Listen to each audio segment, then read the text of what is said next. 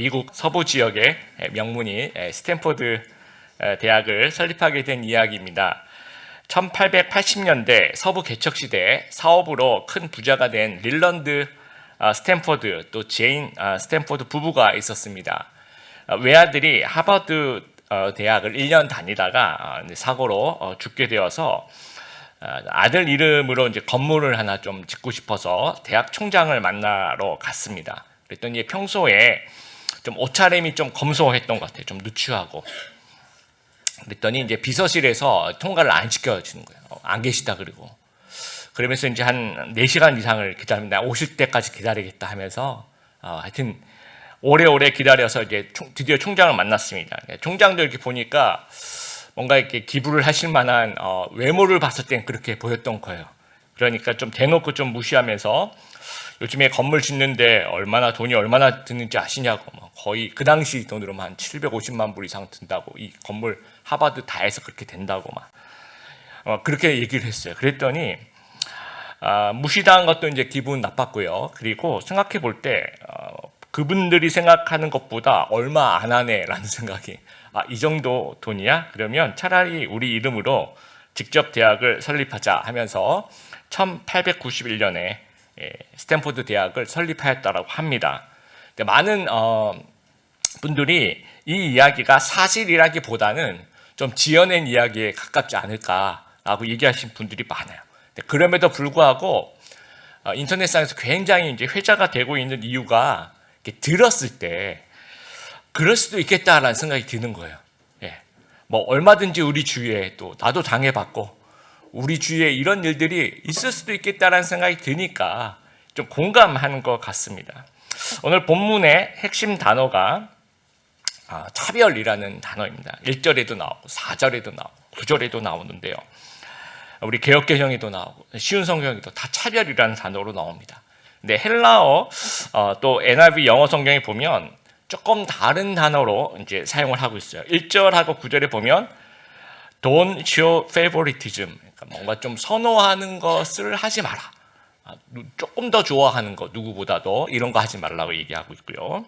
4절은 Do not discriminate, 뭔가 이렇게 구별하고 차별하는 거 하지 말라라고 이야기를 합니다. 그러나 이 모든 뜻을 이제 한글 성경에는, 우리나라 말 성경에는 그냥 차별이란 말로 통일해서 사용하고 있습니다. 그래서 4절에 우리 이제 읽었던 본문 4절에 보면 너희끼리 서로 차별하여 악한 생각으로 판단하는 자가 되는 것이 아니냐라고 얘기하면서 이 차별이란 단어의 뜻을 악한 생각으로 판단하는 것이라고 이제 설명을 하고 있습니다.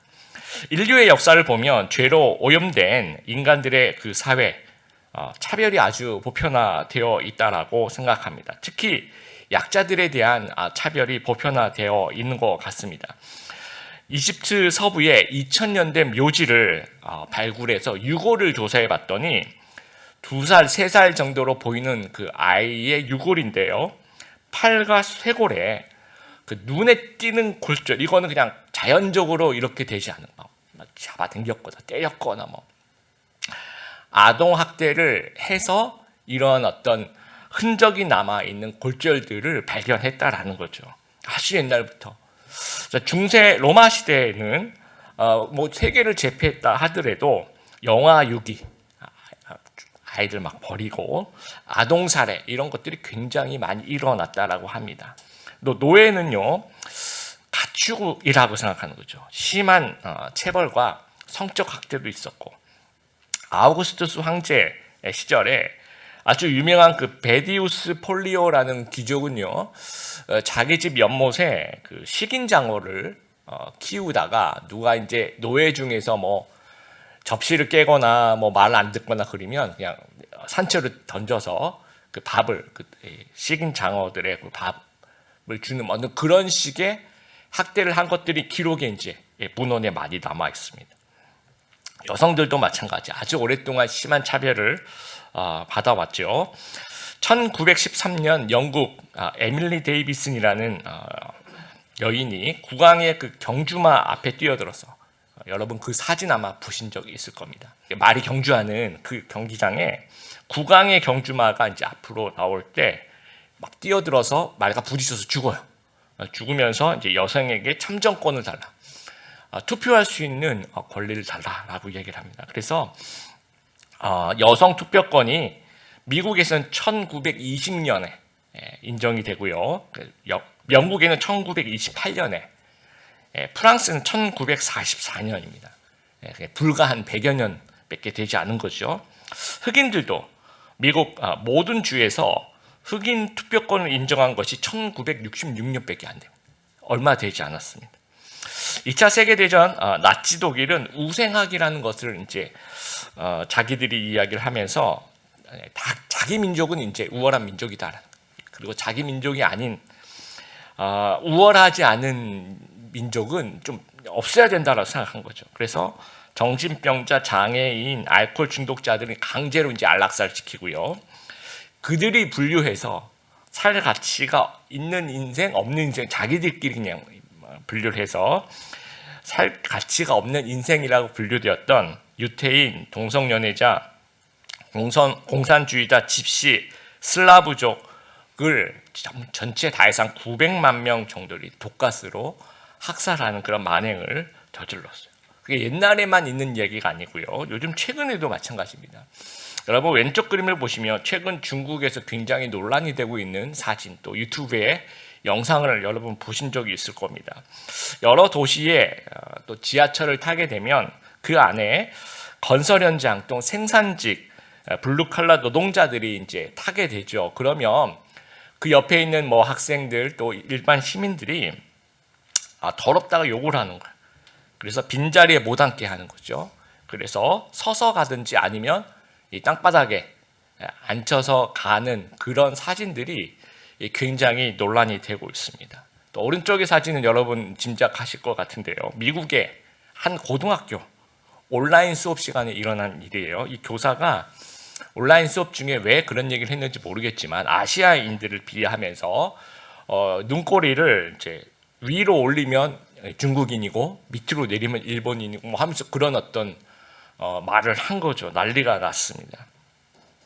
여러분 이런 어떤 충격적인 차별은 아닐지라도 이 자본주의 사회는요, 이 돈과 관련돼서 그냥 우리가 다 그냥 이해하고 넘어가는 일상적인 차별은 늘 우리 주위에 있어요. 예를 들어서 우리가 국제선 비행기를 타더라도 똑같은 비행기 같은 시간에 같은 목적지를 가더라도 앉아 있는 좌석에 따라서 이제 다 다릅니다. 이코노미, 비즈니스, 퍼스트 클래스. 그래서 한 100여만 원부터 시작해서 뭐 1000만 원이 넘어가는 뭐 10배 이상의 차이가 나고요. 또 우리가 이제 뭐 축구 대표 국가대표 축구 A매치를 보러 상암 경기장에 가더라도 6만 명이 같은 경기를 보고 있지만 가격 다 달라요. 3만 원부터 시작해서 프리미엄 35만 원 뭐 이렇게까지 거의 10배 이상의 차이가 납니다. 오늘 말씀에 회당이 등장해요. 2절 말씀. 오늘날로 보면 뭐 교회랑 회당이랑 조금 다릅니다. 다르지만 느낌이 이제 예배하러 모인 성도들의 공동체다 이렇게 생각하시면 좋을 것 같습니다. 예수님 안 믿는 세상에서는 혹시 차별할지 몰라도 성도들의 공동체는 그러지 말아야 한다라는 말씀을 이제 2절 말씀에서 이야기를 하고 있는 거예요. 그래서 2절, 3절을 보면 당시 회당에서 실제로 있었던 차별의 예를 드는 겁니다. 2절 너희 회당에 금 가락지를 끼고, 외모와 차림새를 보면 금 가락질, 금반지를 꼈다는 거죠. 그리고 아름다운 옷을 입은 사람이, 요건 이제 원어로 보면 아름답다는 말이 정확하게 표현하면 좀 반짝인다라는 표현이에요. 반짝이는 옷을 뭐 오늘날 우리가 반짝이는 옷을 입었다 꼭 비싼 옷은 아닌데요. 그 당시에는 이제 좀 비싸면 반짝이는 옷을 입을 수 있었던 것 같습니다. 그래서 우리가 이제 번역할 때 아름다운 옷을 입은 이렇게 번역을 하고 화려한 옷을 입었다는 얘기죠. 이 부자들. 근데 또 누가 들어옵니까? 금반지가 얘기 없어요. 그럼 이 사람은 금반지가 없는, 그리고 번쩍이지도 않고 투박하고 남루하고 누추한 옷을 입은 가난한 사람이 들어온다는 거죠. 그랬을 때 3절에 보니까 회당에서 차별 대우를 하는데, 아름다운 옷을 입은 자를, 그러니까 부자가 들어오면 이제 그 당시 우리가 이 야고보서는 이제 흩어진 12지파가 에게 보내는 그런 이야기잖아요. 그래서 어려운 시대, 이 부자들에 대한 동경이 있는 거죠. 그러니까 부자는 이제 선망의 대상이 되는 겁니다. 그래서 좀 특권층에게 접근하고 싶어하는 그런 마음이 아마 있었던 것 같아요. 그래서 3절을 보시면 눈여겨보고라고 되어 있어요. 눈여겨보고. 그래서 좋은 자리, 상석에 앉으라고, 여기 좋은 자리에 앉으세요 라고 얘기를 하는 거죠. 근데 가난한 자가 들어오면 뭐라고 얘기합니까? 서 있던지 내 발등상 아래 앉으라. 아까 우리가 중국 노동자 사진하고 거의 똑같은 일이 지금 회당에서 지금 벌어지는 겁니다. 성도의 공동체 안에서 과연 이럴 수 있을까요? 있을 수 있습니다. 그럼 언제 이런 일이 있을 수 있습니까? 세상의 가치관이 교회로, 그러니까 교회 공동체로 들어오게 되면, 그러니까 차별이라는 세상의 문화에 익숙해 있던 우리가 교회에서도 분별해야 되는데 무분별하게 그런 어떤 세상을 따라 행동하게 되면 교회 안에서도 그러면 안 되지만 그럴 수 있다라는 겁니다. 19세기 미국 감리교에 회중석 대여 제도가 있었대요. 그래서 연말에 좌석을 돈을 주고 지정석을 이제 만드는 거죠. 그래서 이 강당 이 앞자리가 이제 VIP석이래요. 만약에 오늘날 우리 드림맥 교회에게 돈을 주고 사라 그러면 아마 제일 뒤부터 아마 그 VIP석이 되지 않을까 그런 생각도 한번 해보는데, 이 당시에는 이제 이게 자기를 과시하는 거예요. 내가 제일 보여야 되잖아요. 자기를 과시하면. 그러니까 제일 앞에 앉는 사람은 이제 돈을 아주 많이 주고 그 1년 그 지정석을 자기가 돈을 주고 사는 거죠. 그러면 이제 그 다음 석은 이제 그 다음 사람 해서 제일 그 사진에도 나와 있지 않는 오른쪽 왼쪽에 나와 있는 제일 뒤쪽에 나와 있는 자리가 이제 가난한 사람들이 앉는 그런 뒷자리가 되었다라는 거죠. 그럴 때 이제 B.T. 로버츠라는 그 감리교 목사가 회중석 대여 제도를 없애야 한다라고 이제 강력하게 주장을 합니다. 그런데 왜 그 전에 있는 감리교가 이제 그런 일을 했을까요? 이게 이제 교회 재정에 도움이 되니까 이제 그런 천주교랑 크게 다르지 않는 그런 모습이죠. 그러니까 이제 의견이 이제 안 받아들여지니까 이걸 가지고 이제 또 분열이 또 일어납니다.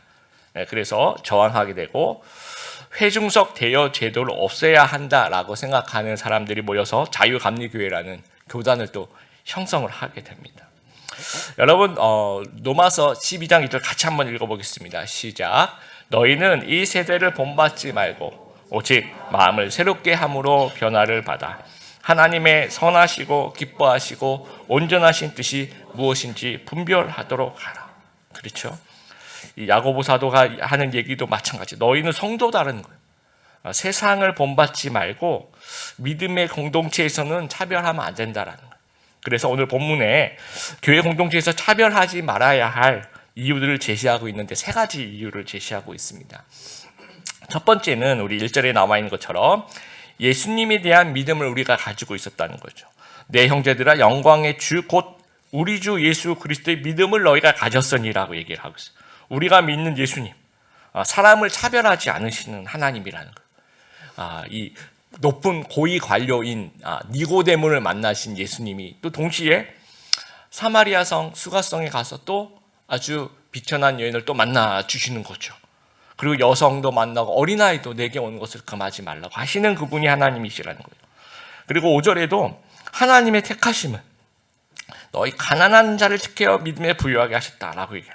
가난한 자, 약자, 여성, 아이, 아프리카 사람, 아시아 사람, 인종 전혀 구별하지 않고, 그래서 이 13절에 나와 있는 것처럼 긍휼이라는 말 자체, 긍휼을 가지고 계신 그 하나님을 너희가 믿지 않느냐.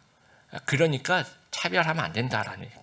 두 번째, 4절에 이 차별이라는 것은 악한 생각에서 나오는 것이기 때문이라는 거예요. 악한 생각으로 판단하는 것이라는 겁니다. 결국 차별의 출발은요, 우리 마음속에서 일어나는 거죠. 우리 마음속에 악한 생각에서 나오는 거예요. 그러니까 내 관점으로만 보고 판단하는 거죠. 이게 나에게 이득이 있는가 없는가 이렇게 생각하고, 거기서 또 미움이 나오는 거죠. 또 혐오가 나오는 거죠. 이게 다 악한 생각이고 죄다라는 겁니다. 또 세 번째, 8절하고 이제 9절에 보면 이웃사랑의 법을 어기는 죄다, 이것이. 그냥 마태복음 22장의 율법의 대강령이 10계명도 마찬가지죠. 두 부분으로 나누면 첫 번째 부분은 하나님을 사랑하는 거고, 두 번째 부분은 이웃을 사랑하는 거죠. 그러니까 하나님 사랑과 이웃 사랑인데 차별하게 되면 이 이웃 사랑이라는 이 대강령 중에 하나인 이것을 깨트리게 된다라는. 그래서 10절하고 11절의 이야기가 뭡니까? 율법을 다 지키다가 어느 하나를 못 지키게 되면 너희가 죄인이 아니냐라는 거예요. 사람들이 나는 살인도 안 했어요. 난 간음도 안 했어요. 그럴지라도 차별하면 그 죄를 지은 것과 똑같이 죄인이다라는 얘기를 하고 있습니다. 예수 그리스도께서 이제 십자가에 달려 돌아가시면서 차별이 없어졌어요. 그래서 이 죄인과 죄인이 아닌 것에 대한 차별이 없어지고 성소와 지성소의 구별이 없어지고 유대인과 이방인의 차별이 없어지는 거죠. 믿는 자는 그 어떤 차별 없이 택하신 족속, 왕같은 제사장, 거룩한 나라, 소유된 백성으로 하나님께서 우리를 불러주시는 겁니다. 초대교회 구성원도 마찬가지. 그렇게 이 성소와 지성소의 구별을 없애주셨더니 유대인들만 예수님 믿은 게 아니고 이방인들도 예수를 믿어요. 당시 유대인들은 이방인을 이제 개라고 생각했죠. 지옥의 땔감들아 이렇게 생각했던 거죠. 원수라고 생각하고 밭도같이 안 먹습니다. 그런데 이제 한 몸을 이루고 공동체를 이루게 되는 거예요. 로마서 16장에 보면 로마 교회 구성원의 그 이름들이 나오는데 34명의 이름이 등장하는데 그 중에 다른 문안하는 사람도 있고 해서 그 로마 교회의 교인들만 한 26명 정도 돼요. 근데 그 중에 이제 이름을 보면 유대인들이 5명 정도가 등장하는데 사도 바울이 내 친척 안드로니고와 유니아, 내 친척이라고 얘기하니까 그렇죠, 유대인이고요. 그다음에 브리스가와 아골라도 유대인이고 헤로디온이라는 사람도 유대인이. 그 5명 분명히 유대인이고 나머지는 이방인이라고 생각합니다. 그러니까 유대인과 이방인이 함께 이제 공동체를 이루고 있었다, 차별 없이. 또 여성도 여성의 이름, 남성의 이름 아주 정확하게 구별되진 않지만 한 8명에서 9명 정도가 여성일 것이다. 그리고 남성이 17명에서 18명 정도로 추정을 하고 있어요. 이름만 봤을 때. 그래서 남성도 여성도 같이. 또 그 당시 이제 아리스토텔레스가 노예는 생명 있는 도구다. 노예는 움직이는 물건이다라고 얘기할 정도예요. 그런 철학가가 이제 노예를 아주 비하했다라는 거죠. 그럼에도 불구하고 이 로마 교회는 노예 출신이 이제 어떻게 그러면 노예 출신인지 알 수 있느냐? 이름을 보면 조금 그래도 알 수 있다고 합니다. 옛날에 우리 왜 조선시대 이름만 봐도 저는 3월이에요. 그러면 출신을 조금 이해할 수 있겠죠. 그러니까 뭐 양반인지 아닌지 이름만 봐도 약간은 그래도 유추해낼 수 있는 것처럼 노예 출신이 한 9명에서 11명 정도 되고 자유인이 15명에서 17명 정도 된다라고 생각합니다. 이제 이분들이 함께 앉아서 예배를 드리는 거예요. 여러분 그 당시 노예가 조금만 잘못하면 막 연못에 집어 던져서 죽이는 그 노예가 주인과 같이 한 자리에 앉아서 예배를 드리는 거죠. 그런 광경이 교회에서는 일어났다. 하나님의 공동체에서 그런 차별을 없애고 그런 일들이 일어났다는. 우리나라도 마찬가지입니다. 아주 유명한 이야기 1900년대 초에 전북 김제의 금산교회라고 아주 유명한 얘기입니다. 양반 조덕삼이라는 양반 그 집에 이제 머슴인 이자익이라는 머슴이 있었는데 특히 이제 말을 끌고 간 이제 주로 이제 마부죠. 1904년 테이트 선교사님이 이제 그 마을에 가서 전도를 해서 그 양반 이제 조덕삼 씨가 이제 예수를 믿고 그 집안 사람들한테 다 전도를 하는 거예요.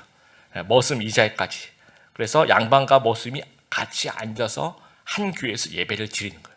여러분 이 모습만으로도 참 아름다워요. 그런데 더 아름다운 거는 1907년에 이제 교회에서 장로 투표를 합니다. 근데 우리가 생각할 때는 이제 양반부터 이제 투표를 하겠지. 근데 그 당시에 투표는 그렇죠. 여러 사람이 하는 거니까 딱 한 명 투표가 당선이 됐는데 머슴 이자익이 당선이 된 거예요. 그래서 우리가 생각할 때 이거 이 집에 난리 났겠다 생각을 하는데 이 조덕삼이라는 이분이 아주 멋있는 분이었어요. 진짜 크리스찬이었던 거죠. 진심으로 축하하고 격려하고 시간이 지난 다음에 또 다음번 장로 투표할 때는 이제 조덕삼 장로님도 되셔서 두 분이 또 같이 장로님으로 섬기는데 이 조덕삼 장로님이 볼 때 자기 집 머슴 출신이 이자익 장로님이 너무 똑똑하고 너무 좋은 거예요. 신앙도 너무 좋고 젊고. 그래서 이분을 이렇게 좀 더 교육을 시켜야 되겠다. 그래서 신학교를 보내요. 돈 다 대주고. 그래서 신학교 끝나고 1915년에 그 금산교회 2대 목사로 이자희 목사님 부임을 하게 됩니다. 그래서 이제 장로 조덕삼과 목사님 이자에게 아주 아름다운 동행을 정말 양반과 머슴이 한 교회에 힘을 합쳐서 현대판 다윗과 요나단이다라고 얘기하시는 분들도 있고요. 한국교회 이렇게 아름다운 이런 모습이 있었다라는 거예요. 물론 이제 갈등도 여러분 존재합니다. 1893년 서울 권당교 교회라는 곳이 있었는데 주로 이제 양반들, 이 20명 전부 다 이제 양반들이 출석하는 양반 교회였어요.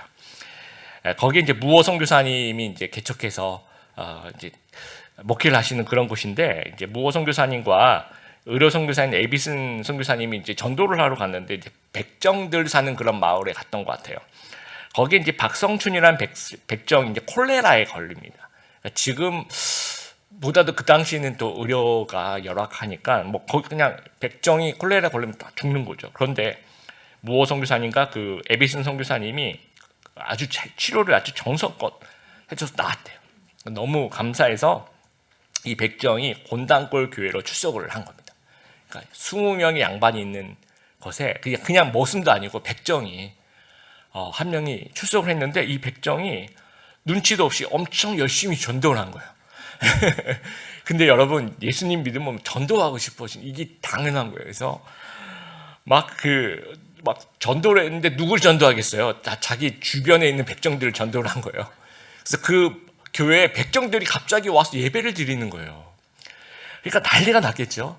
그래서 이제 한 6명의 양반들이 어디 백정들이 와서 또 예배를 드리냐, 그래서 이 교회 출석을 거부하고요. 그리고 이제 그걸로 이제 골이 깊어집니다. 그래서 선교사님이 가서 뭐 중재하고 그러지 말고 다 같이 예배 드리자. 뭐 아무리 얘기해도 이제 양반들이 너무 좀 그 부분을 극복하지 못한 것 같아요. 그래서 이분들이 따로 나가서 홍문숙골 교회를 이제 세웁니다. 이제 양반 교회를 세우는 거죠. 그러면 이제 이분들이 나가니까 할 수 없이 이분들은 백정만 남게 되겠죠. 그럼 이분들은 이제 백정 교회가 되는 거예요. 그래서 양반 교회와 백정 교회가 따로 이제 예배를 드리는 그런 일들이 있었던 거죠. 근데 이렇게 끝나면 이제 교회가 아닌 거죠. 그냥 세상하고 똑같은 건데, 시간이 지나면서 이 양반들이 이제 양반 교회 신자들이 반성을 좀 하기 시작합니다. 그래서 우리가 정말 이게 맞을까? 성경을 아무리 봐도 이건 아닌 것 같아요. 왜냐하면 예수님께서 이 모든 그 유대인과 이방인의 차별 다 없애시고 성수와 지성수의 차별 없애시고, 근데 예배를 다른 것도 아니고 뭐 예배를 같이 드리지 못한다는 것은 우리가 좀 너무 심하지 않았을까라는 반성을 하게 됩니다. 그래서 3년 뒤에 다시 그 양반교회와 백정교회가 합치게 돼요. 그게 오늘날 이제 승동교회가 되는 겁니다. 그래서 승동교회는 공동회를 통해서 백정 박성춘을 이제 장로로 임명을 하게 돼요. 그래서 백정 출신의 그 박성춘 장로님이 그 교회 왕손 출신의 그 이재영 장로님과 정말 아름다운 연합을 이루어서 3.1운동도 같이 이루어 나가고 민족 계몽 운동을 앞장서는 정말 모범적인, 정말 우리 한국 기독교 역사에 이런 분들이 계신다는 것 자체가 너무 감사해요. 우리 깍두기 문화 여러분 기억하십니까? 어린 동생이나 또 놀이 잘 못하는 약자가 있으면 이제 5명인데 한 명이 뭐 남아요. 그러면 이제 얘는 깍두기가 되는 거죠. 한쪽에 이렇게 껴주는 문화인데, 얘가 꼈다 그래서 누가 뭐라 그러는 사람도 없고 다 같이 노는 겁니다. 이 깍두기 문화가 존재했던 이유는 다 같이 놀고 싶어서 그런 거죠. 그래서 소외되고 차별 없이 다 같이 즐겼던 것 같습니다. 근데 점점 이제 사회가 목표 지향적인 사회가 되면서 각박해지면서 껴주지 않고 제외시키는 방향으로 가는 거예요. 이게 이제 왕따가 되는 거죠.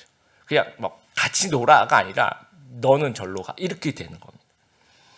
우리나라가 한 민족이고 한 언어를 쓰니까 다른 나라에 비해서 아주 심한 자국 중심주의가 있어요. 대부분 좀 생각을 해보셨을 부분인데요. 이런 부분입니다. 살색이라는 거, 제가 어렸을 때만 해도 이 크레용의 살색이라고 표현이 되었습니다. 그런데 여러분, 우리는 다 같은 민족이니까 살색 그러면 이게 그래서 이름이 살구색으로 바뀌었어요. 근데 이 살구색으로 바뀐 게 언제 바뀌었냐면요, 2005년도입니다. 그러니까 2000년 넘어서서 겨우 나라에서 이거 이러면 안 된다 그래서 2005년도에 바뀐 거예요. 그런데 이제 백인들도 살색이면 하얀색도 그렇죠. 흑인들도 검은색이 또 자기 살색이잖아요. 모두가 다 살색이라는 거예요. 그리고 여러분 색을 구별하면 우리 같은 동양인이라도 어떤 사람은 19호 쓰고 어떤 사람은 23호 쓰잖아요. 근데 이제 19호가 23을 보면서 막 흑인이라고 놀리고 막 자기들끼리도 위화감이 있잖아요. 그렇죠? 그러니까 이제 얼마나 이게 다른 외국에 대해서 자국 중심주의가 있겠습니까? 그래서 이 차별이라고 얘기할 때 우리 외국인이 우리한테 차별하는 부분도 있죠. 우리도 너무 좀 먼저 좀 가해자, 인종차별, 흑인을 우리가 옛날에 여러분은 안 그러시겠지만 뭐 연탄이다, 뭐 흑형이다, 뭐 백인들 같은 경우에는 뭐 제가 어렸을 때는 뭐 코쟁이다, 뭐 양놈이다, 뭐 쪽발이, 떼놈 이런 얘기도 우리가 좀 많이 하죠. 그러니까 우리도 이제 가해자였던 거죠. 국내에 있으면 우리가 이제 가해자가 되는 거죠. 근데 우리가 해외로 나가면 우리는 피해자가 되는 거예요. 사람들이 우리를 보고 눈꼬리를 이렇게 올렸다 내렸다 하면서 이제 놀리고 원숭이라고 이제 놀리기도 하고요. 또 바나나라는 표현도 많이 씁니다. 겉은 노란데 특히 이제 2세들은 그런 놀림을 받아요. 겉은 노란데 안에 보면 이제 백인의 문화를 또 가지고 있으니까. 그래서 서로 악한 생각으로 판단하는 거죠. 우리가 가해자가 됐다가 피해자가 되는 거예요. 그러니까 차별은 모두를 불행하게 만드는 겁니다. 윌리엄 피터스가 쓴 푸른 눈, 갈색 눈이라는 유명한 책이 있습니다. 또 이 책으로 이제 다큐멘터리 실험 이런 것도 굉장히 많이 나왔고요. 미국 아이오와주의 그 라이스빌 초등학교의 교사인 제인 엘리엇이라는 사람이 흑백 갈등이 아주 한참인 1968년 말틴 루터킹 목사가 이제 살해당한 이후에 자신이 담당하는 3학년 학생 28명에게 차별에 대해서 좀 가르치고 싶었던 거예요. 그래서 어떤 실험을 한번 해봤습니다. 근데 이 학생들은 28명 전부 다 백인이었던 거예요. 그래서 뭐 흑인이다 백인이다 이걸로 이제 실험을 못하고 그러면 너희가 흑인을 본 적이 있니? 아무도 본 적이 없대요. 그러면 흑인에 대해서 어떻게 생각하니라고 물어봤더니 본 적도 없으면서 똑똑하지 않은 것 같아요. 뭐 깨끗하지 않은 것 같아요. 맨날 싸우는 것 같아요. 뭐 이런 어떤 편견의 생각을 하고 있었다라는 거예요. 그래서 두 그룹으로 나누는데 다 백인이니까 눈 색깔 가지고 좀 나눠봤어요. 그러니까 우리도 이제 눈 색깔이 다 비슷하지만 이제 해외 나가 보면 눈 색깔이 굉장히 좀 다양합니다. 그래서 여러분 이제 이쪽에 보시면 갈색 눈 이게 색깔이 갈색이죠, 그렇죠? 그다음에 이제 저 푸른 눈은 이제 푸른색. 그래서 눈 색깔 가지고 두 그룹으로 나눈 거예요. 첫째 날은 푸른 눈 손들어 보세요. 그럼 얘네들 따로 모으고 갈색 눈도 따로 모으고 해서 첫째 날은 이제 갈색 눈이 우월한 날이 되는 거예요. 그래서 갈색 눈을 가진 애들은 너희들은 우월해. 그래서 너희들 먼저 운동장에서 놀아. 급식 받을 때도 너희가 먼저 밥을 먹어. 나머지는 기다려. 그리고 너희가 우월하니까 너희가 좋은 자리에 앉아. 이렇게 얘기해. 그리고 푸른 눈들은 이제 너희는 열등해. 그러니까 너희는 계속 지적하는 거예요. 그날은. 그리고 막 줄반장 이런 것도 못해. 초대받지 않은 한 갈색 눈 친구들하고 이제 놀 수도 없어요. 그랬더니 이제 우월함을 가진 사람들은 조금 잔인해지더라는. 그리고 신나고 행복해하면서도 잔인해지는 거죠. 또 열등한 그 줄에 서 있던 친구들은 분노하고 슬퍼하고 또 실수를 평소에 안 하던 실수를 막 하고 불안하고 우울하고 신경이 아주 날카로워지더라는 거예요. 그 다음 날은 바꿔 살아보는 거죠. 푸른 누리, 오늘은 푸른 누리 우울한 날이야. 그러면 이제 어저께 좀 열등하다고 지적받던 친구들이 이제 다시 역전이 되니까 더 잔인하고 악랄해지더라는 거예요.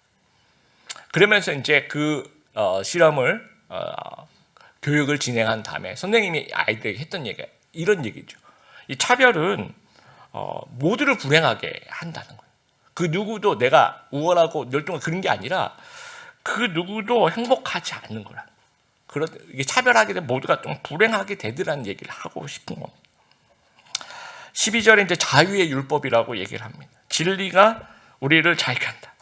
하나님의 법이 차별에 굴레해서 성도를 자유케 하는 겁니다.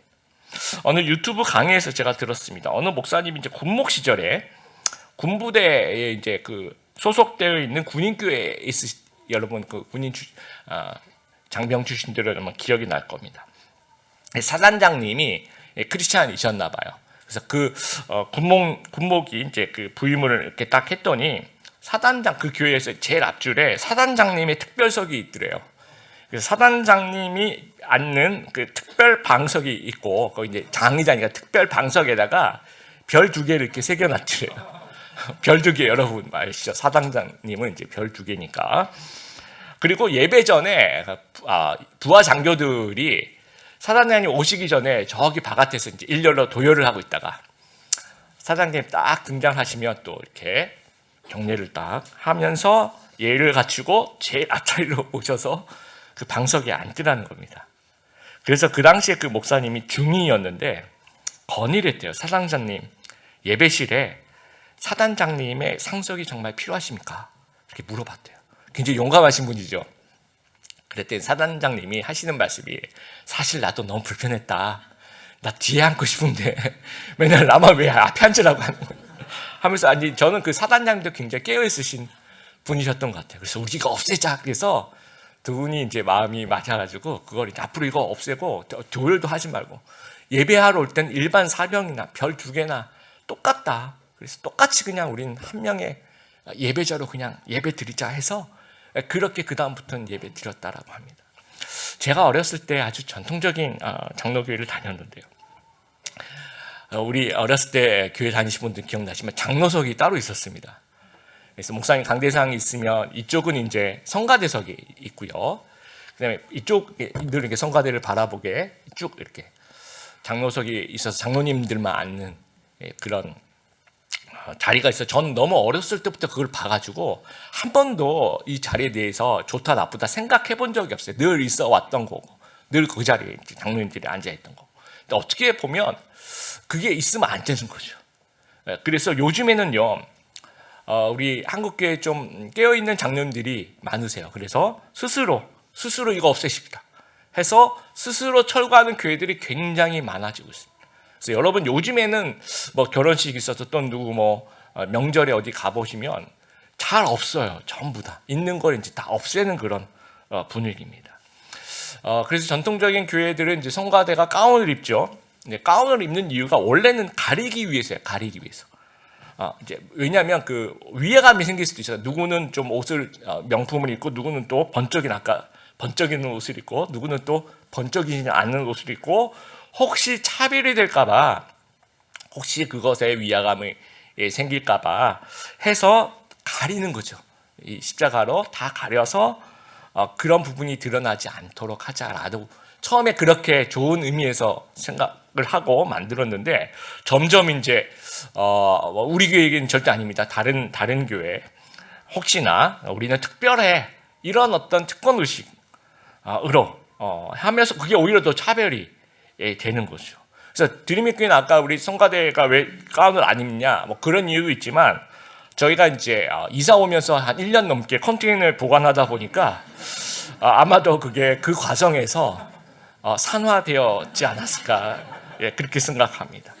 그리고 여러분 이제 제가 볼 때는 우리 성가대 그래서 이제 옷차림 보시면 다 수수합니다. 그래서 우리 교회는 그런 어떤 위화감이나 이런 것이 없어서 굳이 안 가려도 되지 않을까라고 생각해서 당분간 저는 문제가 되지 않지 않을까라고 생각하는데 여러분들이 보시기에 제발 입어주세요라고 하면 우리 김영수 집사님한테 좀 건의해 주시면 될 것 같습니다. 어느 대형교회 이제 대학부 사역을 제가 할 때 그때 이제 일부 의견이 이제 이런 얘기가 있었어요. 아주 이건 진짜 일부 의견이었는데요. 대학생 중에서 엘리트 저기 높은 대학을 다니는 친구들을 모아서 좀 엘리트 특별 모임이 좀 필요하지 않겠는가 한번 의논해 봐라 뭐 이런 어떤 일부의 의견이었습니다. 그래서 논의는 잠깐 했었던 기억이 나. 논의는 하다가 결론은 이건 아니다. 하지 말자. 논의 자체도 하지 말자라고 그래서 없던 일이 되어버렸습니다. 근데 그 과정에서 그 논의가 되고 있다는 얘기가 좀 새어나갔다고 해야 될까요? 그래서 그 소식을 들은 일부 이제 학부모들이 전화가 와요. 어떤 전화가 왔을까요? 어떻게 교회가 그럴 수 있습니까? 이런 전화가 아니라 저희 딸이 좀 넣어주시면 안 될까요? 이런 전화가 계속 오기 시작했습니다. 그래서 제가 이게 그때 당시에 두 가지 씁쓸함을 느꼈는데, 일단 차별의 논란이 될 수 있는 그 논의 자체를 했다는 것도 우리가 좀 하지 말았어야 되는데, 그 논의 자체를 했다는 것도 좀 씁쓸했고, 또 그런 차별을 반기는 자들이 있구나, 있을 수도 있구나, 그런 생각에 또 좀 마음이 좀 좋지가 않았습니다. 그래서 대부분의 한국 교회가 대학부란 표현을 쓰지 않습니다. 그렇죠? 청년 1부, 청년 2부. 우리도 스타터스. 우리는 20살부터 26살 모든 사람이 다 우리 스타터스인 거예요. 대학부가 아닌 거죠. 스타터스인 거죠. 이게 훨씬 더 포용적이고 훨씬 모든 사람들을 다 품을 수 있고 또 훨씬 더 하나됨을 강조할 수 있는 좋은 단어이라고 생각합니다. 여성들도 우리 한국교회에서 이제 무조건 식당 봉사를 다 시켰죠. 요즘에 이제 노예나 이제 시찰에 가서 물어보면 식당 봉사는 이제 남녀 똑같이 시킨대요. 그래서 이번 주에는 뭐 남자 소그룹에 있으면 그 다음 주에 여자 소그룹, 남자 소그룹 이렇게. 물론 이제 메뉴가 남자들이 하면 카레만 나온대요. 그리고 여자들이 하면 먹을만하고 뭐 이런 그런 어떤 그 질의 차이는 있으나 하여튼 똑같이 다 시킨다고 하고요. 저희 교회는 식당 자체를 운영을 하지 않습니다. 저희 교회가 이렇게 화목한 이유 중에 하나가 저는 식당 봉사를 하지 않기 때문에, 식당 자체가 없기 때문에 그렇지 않을까 생각합니다. 저희 교회가 장로교 합동 측에 한계가 있어요. 한계가 있지만 그거는 그거대로 계속 논의가 되고 있습니다. 예, 그 좀 한계를 극복하자라는 것들은 총회 건의가 자꾸 들어오고 또 논의를 해서 예스도 되고 노도 되고 또 노가 되면 그 다음에 또 논의해서 또 올라오고 시간이 걸리겠죠. 하지만 저희 드림의 교회도 봐도 이제 어저께도 우리 교육자 모임을 하는데 5명이 모이면 2명이 남자고 3명이 여성 사역자입니다. 그렇죠. 우리 찬양 인도자 중에 우리 드림의 교회 여성 찬양 인도자도 있고요. 그렇죠. 그리고 대표 기도도 이제 제가 어렸을 때 자라난 교회를 생각하면 대표 기도는 무조건 장로님만 하셨고 다른 분들은 못하게 했던 것 같아요.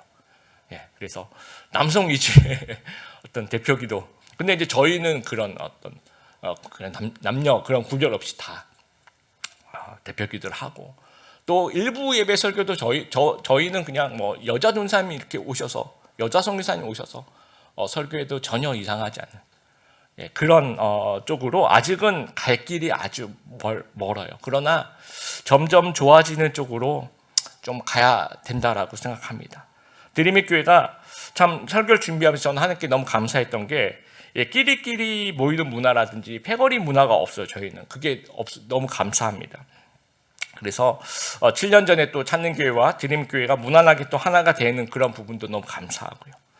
또 이제 차별하지 않았으면 좋겠습니다. 저희들이 또 외모로 드림의 교회는 옷차림 가지고 차별하지 않는 교회라고 저는 생각합니다. 그래서 모자를 쓰고 와도 괜찮고 그렇죠? 아니면 여러분 여기다가 뭐 호랑이 그림 이렇게 크게 그리고 와도 교회에 오기 위해서 일부러 지우고 그럴 필요 없이 있는 모습 그대로 와도 이걸 가지고 뭐 저기 뒤에 서 있으라든지 뭐 그러는 교회가 아니라는 거죠. 또 슬리퍼를 신고 교회를 오더라도 또 뒤에 서 있으라 그러는 교회가 아니라는 거죠.